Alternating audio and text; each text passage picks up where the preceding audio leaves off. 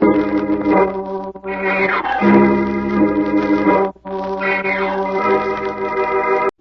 Avenger. The road to crime ends in a trap that justice sets. Crime does not pay.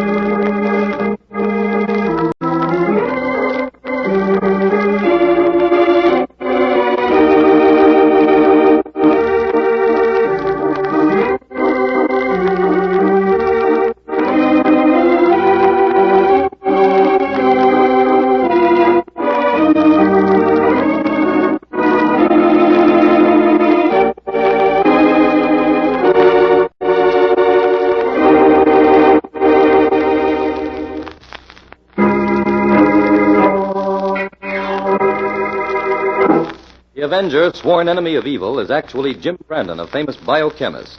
Through his numerous scientific experiments, Brandon has perfected two inventions to aid him in his crusade against crime as the Avenger. The telepathic indicator by which he is able to pick up thought flashes, and the secret diffusion capsule, which cloaks him in the black light of invisibility. Brandon's assistant, the beautiful Fern Collier, is the only one who shares his secrets, and knows that he is the man the underworld fears as the Avenger. And now, The Avenger and the Ghost Murder.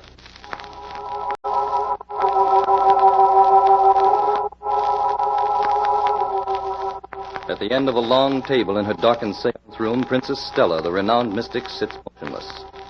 Opposite her, a man leans forward, nervous and expectant. Suddenly, out of nowhere, a swirling spiral of white mist appears, takes shape, and from it comes a ghostly voice. I am the spirit of Martha, your wife. Horace, do not sell our house. We were so happy there. It holds many memories still dear to me. Keep the house, Horace. Keep it.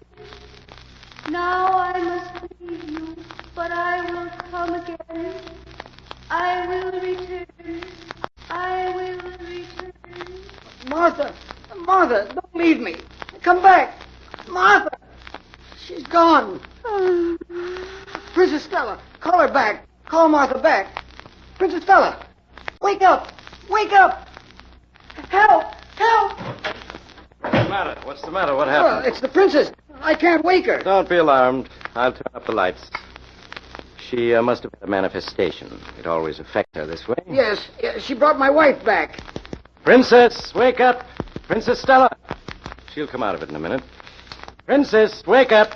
What? Oh, what is it? Oh, it's you, Mr. Jordan. Yes. Are you all right, Princess? You frightened your client. Oh, I'm so sorry. Was the seance a success? Yes. You recalled another spirit for a lonely soul. Princess, I saw my wife. She spoke to me. I'm glad. I think we'd better leave the princess alone now. She must rest. Of course. This way.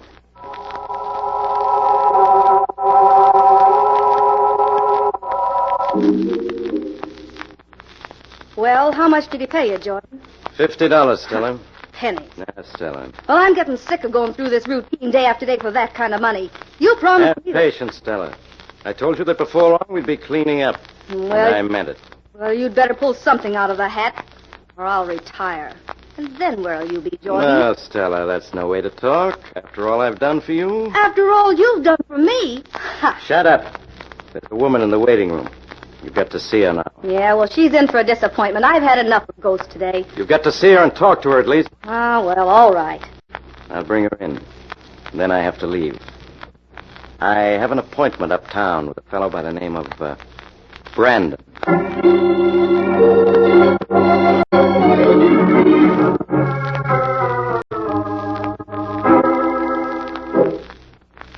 Mr. Jordan, what can I do for you? Well, Mr. Brandon, I represent Princess Stella, the mystic. No doubt you've heard of her. Well, yes, I have. Well, Princess Stella is going to try for that $50,000 prize the Rollins estate is offering for a genuine manifestation. Isn't that rather a waste of the princess' time, Mr. Jordan? What do you mean? Well, so far, every medium who has tried for that prize has failed completely. Every so-called manifestation was promptly exposed as a hoax. Oh, Princess Stella is in a class by herself. Those others were charlatans. Princess Stella is a true psychic, a genuine spirit medium. Mr. Jordan, suppose you come to the point. What brought you here to see me? You may be a scientist, Mr. Brandon, yet I feel that some of your ideas may be in sympathy with those of the princess. Why? Well, you've written some brilliant articles about your experiments in the field of mental telepathy. So I thought you might be interested in endorsing Princess Stella as a medium. Your word would go a long way in helping us. Just a minute, Jordan. Let's clarify our terms. My telepathic experiments have to do with the concentrated thought waves of the living. That is a science. Oh, but Princess Stella is a very clever actress, no doubt. No sale, Jordan. If we win the Rollins prize, we're willing to cut you in for 10%. No, thank you. I'm not interested. As a matter of fact, I'm on the other side of the fence completely. You mean you're going to fight us? In a way, yes. You see, I promised Neil Hayden, the Rollins lawyer, to act as a judge when Princess Stella puts in her bid for the prize. You what? I'm willing to give your client a fair enough chance. If Princess Stella really can produce a ghost, I'm sure the whole scientific world will sit up and take notice. Well, thanks for being such a sport about it, Brandon. I think you understand my position. Even a true artist needs a little clever exploitation. Yes, that seems to be a generally accepted idea. Anyway, I feel we'll get a square deal from you, Brandon. I'm merely interested in keeping things in their proper places, Jordan. Mm-hmm. I think Princess Stella's so-called manifestations belong strictly in the field of entertainment, not to be confused in any way with any branch of science. Perhaps the princess can convert you.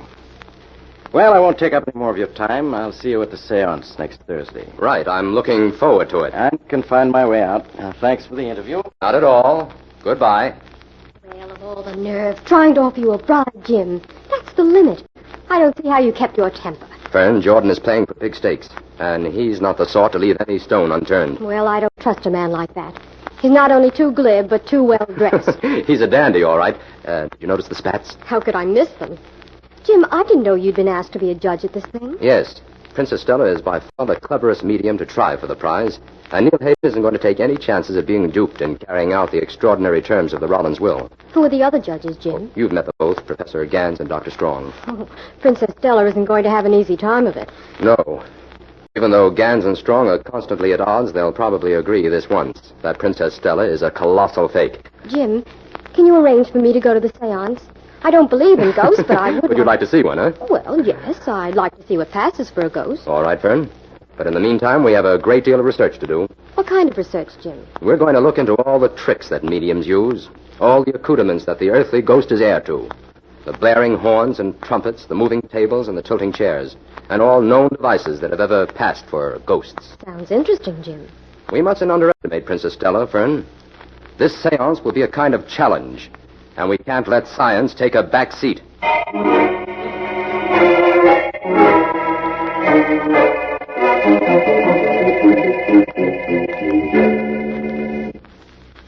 You're late, Brandon. Strong and I have finished with that side of the room. Nothing unusual there. You don't mind if Fern and I have a look, Professor Gans? Well, if you're not willing to take our word for it. Go ahead, Brandon. There's plenty of time. Thanks, Strong. This way, Fern. So this is what a seance room looks like. I always thought they were done in black velvet. This one's completely in white. Yes, the princess knows the value of contrast. She's a showman, all right. Now for the inventory. White painted walls. White rug that completely covers the floor. 8 straight-back white chairs. Help me examine them, Fern. Right, Jim. They're all metal. No false bottoms. Nothing could be hidden in these chairs. Let's take the table next. That's all metal, too. Examine the legs, Fern. They're single strips of metal, Jim. Nothing there. Nothing under the rug. Jim, there's no place to hide any ghosts in this room. Certainly doesn't look that way. No windows. In fact, there's only one thing about this entire room that strikes me as a little odd. What's that, Jim? There are 4 radiators, 2 at each end. Well, this is a very large room. In cold weather, I imagine all 4 of them are needed. They're all cold today. Are you ready, Brandon? Yes, Strong, I think so. Oh, just one other thing. Did you and Gans go over the room for hidden wires? Yes, we covered the walls and floor with a detector. Guess that takes care of everything, then. I'll tell Jordan we're ready to begin the seance.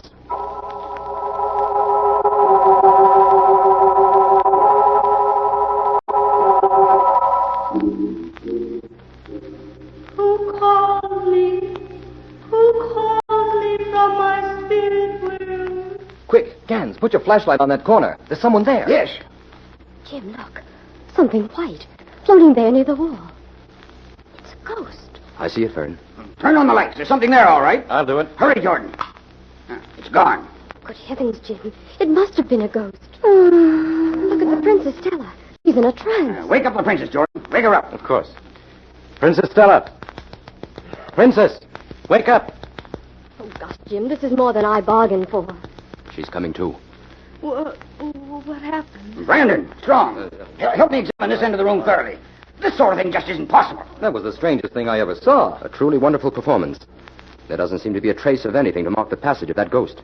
Well, fellow scientists, what are we going to do?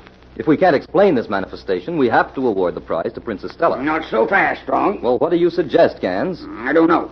What do you think, Brandon? There's no denying it. We saw the ghost, and it's up to us to explain exactly what it was and where it came from. I think we'd better call for a repeat performance. Right. I'll tell Jordan. Jordan, come over here. Yes, what is it, Professor Gans? We're not convinced, Jordan. We're calling for another seance. No, I cannot. I am exhausted. I cannot.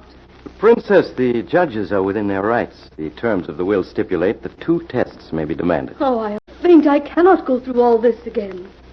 Now, gentlemen, the princess is nervous and upset. Could we postpone the second seance until tomorrow? Well, I don't see why not. What do you say, Brandon? I think that's an excellent idea. Are you agreed, Gans? Yes. In fact, I prefer that. I've just remembered something that may prove helpful to us. I'll need a little time to check on it. We'll meet tomorrow then, Yes, Jordan. However, I'd like to speak to you privately for a few moments. Now. Certainly. Come into the other room. This way, please. Now, Professor Gans, what is it? Have you and the princess traveled much abroad? Well, yes, widely. About 20 years ago, did you bill yourselves as the Countess and the Clown? Why, no. That must have been someone else. Why do you ask? They were a popular carnival act in Austria when I was teaching there. Something about you two reminded me of them. Well, the princess and I are not exactly a vaudeville team, Professor. I wonder what became of that act. I must find out before the seance tomorrow. Really, Professor, what can that have to do with Princess Stella and the Rollins prize money? It may have everything to do with it, Jordan. I'm rather certain that the Countess and the Clown are fugitives from justice.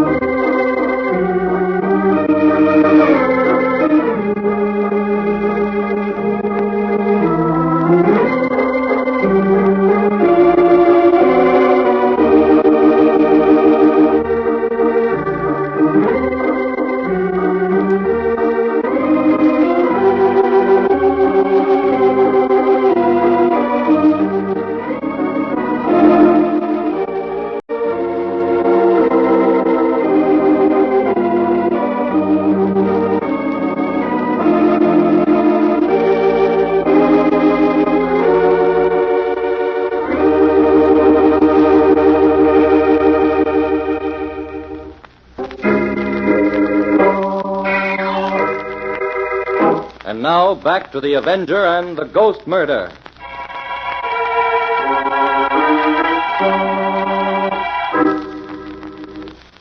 Fern, we can't let Princess Stella get away with this ghost business. There's got to be an answer here in the seance room. Examine that radiator, Fern. I'll take this one. This one's cold, Jim. That's strange. This one is warm. Turn the valve, Fern. Maybe the heat's turned off. Okay. I'll see about the other radiators. Right, Jim. Fern, one of these radiators is warm and one is cold. What do you make of it, Jim? Don't know yet. I turned the heat on. We'll give them a chance to warm up. Even though we never held the same ideas, Gans, I never thought you'd deliberately oppose me in a thing like this. I had on good authority that your vote was the only one against me. I admit it, Strong. I don't think you're fitted to be head of a research foundation. Such a position requires an older man, wide experience. Like yourself, I suppose? So that was the reason for it. You want the position yourself. Now, listen here, Strong. Mind your tongue. Gentlemen, what's the trouble? Brandon, Professor Gans blackballed me. I'd have been elected head of the Lansdowne Foundation if it hadn't been for him and his petty personal Now, ambition. this is a matter between you and me, Strong. Let's keep it that way. I voted in good faith for what I believe to be the good of the foundation. Your day is coming, Gans. I'll get you for this. Are you gentlemen ready to begin? Everyone is waiting. Well, Jordan, I see you've decided to brazen it out. If you have anything to say to me, Professor Gans, say it in private. I'm afraid that won't be possible. My news will be of interest to the public. But I have decided to let you put your show on first. My news can wait. I'll call everyone in then.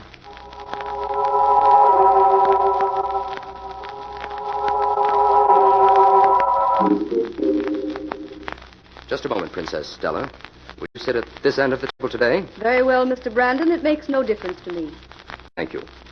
Turn out the lights, Jordan. I'll keep my flashlight on you. All right. Now, take your place in the circle, and everyone join hands.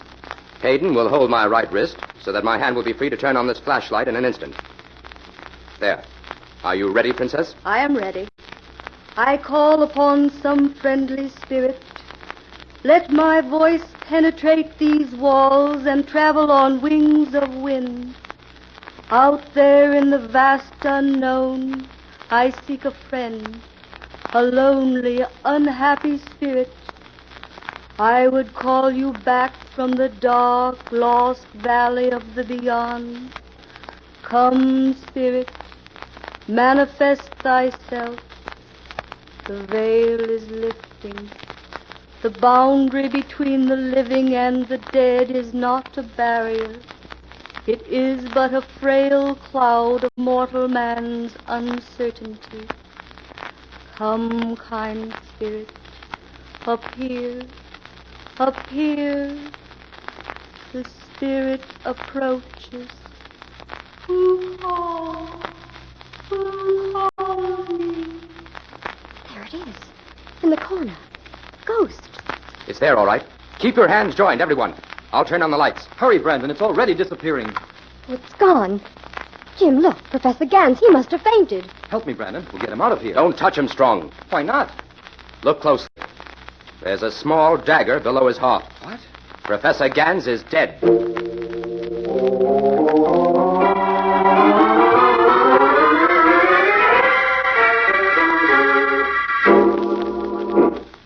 Well, the police have confirmed my suspicions, Fern.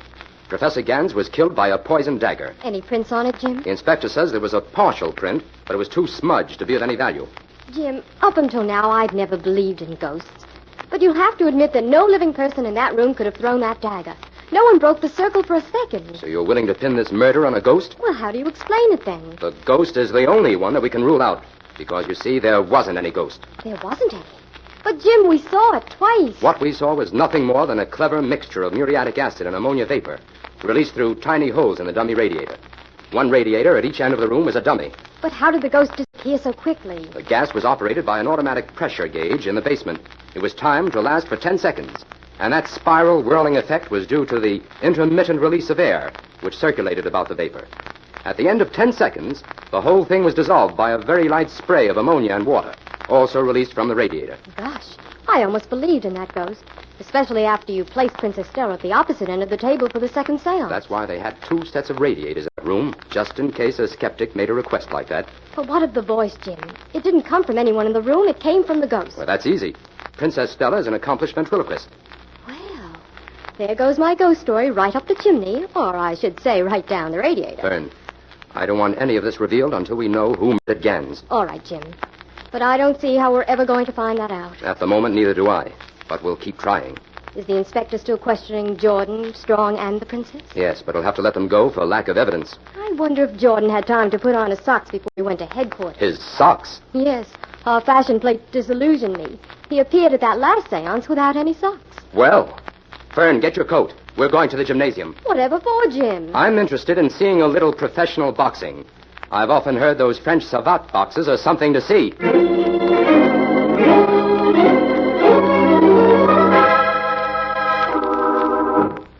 Stella, what are you doing? I'm packing, Jordan. I'm going to pull out. Don't be a fool, Stella. Well, you're under bond. You've got to stay here and stick things out. You suit yourself. I'm leaving. Now, listen to me, Stella. We still have a chance to pull through all this and win that $50,000 prize. You've got to go through with that seance today. If we stay here, we'll wind up in jail no matter how the seance turns out. What are you getting at? The police have no evidence against us. Strong was the only one with a motive for killing Gans. We're in the clear. You're wrong, Jordan.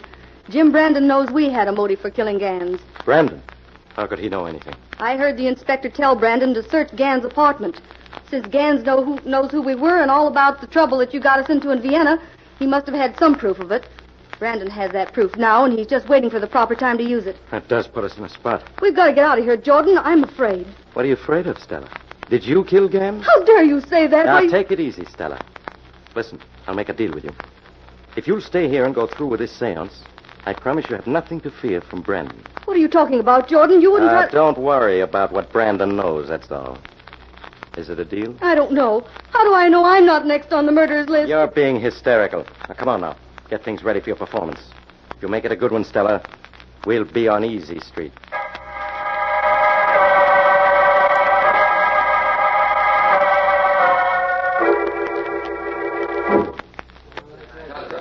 Oh, Mr. Jordan, may I speak with you a moment? Of course, Miss Collier. What is it? Well, Mr. Brandon is busy at police headquarters and won't be able to get here for the seance. But he must. This is the final test for the prize. You're to go on with the seance as usual. It is understood that if you convince Strong and Hayden that Princess Stella has brought about a genuine manifestation, the prize is hers. All right. I'll call the princess.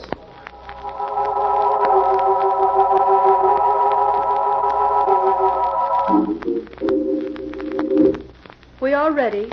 Close the door, please, Mr. Jordan, and turn off the lights. Yes, princess.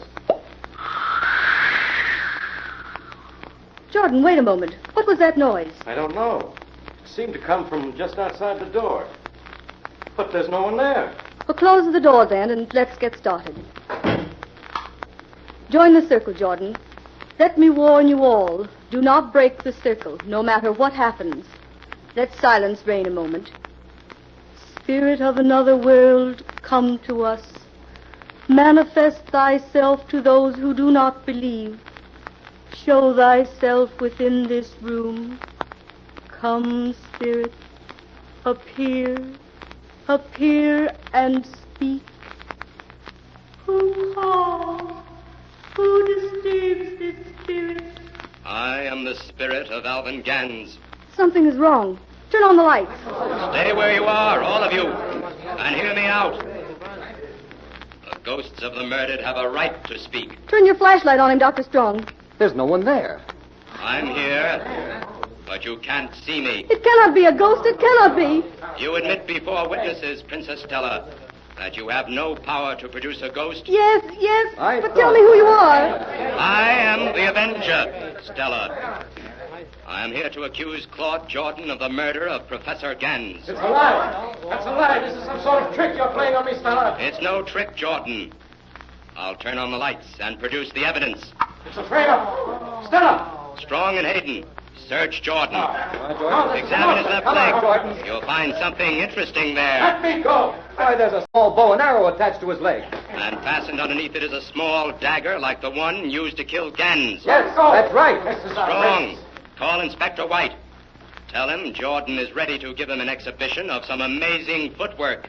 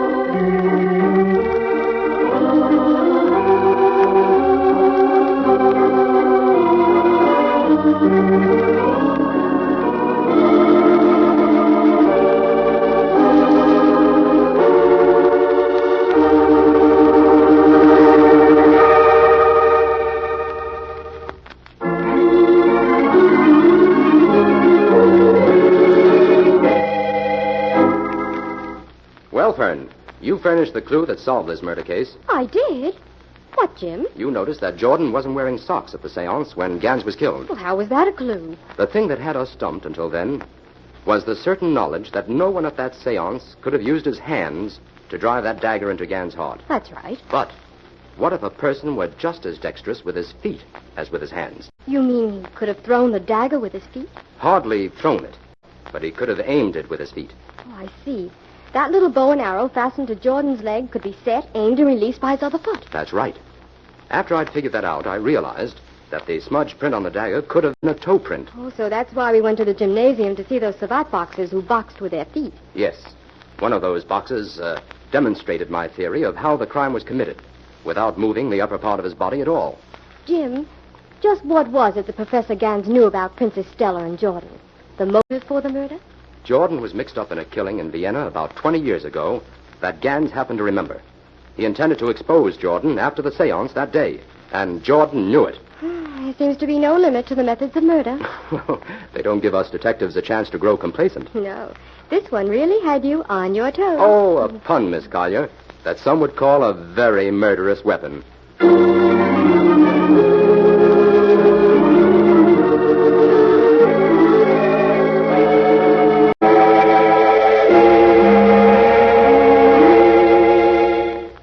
All characters, names, places, and plots used in the Avenger program are fictitious. Any similarity to persons living or dead is purely coincidental. This is a thought. A thought. A thought. Remember, listen for another adventure of... The Avenger.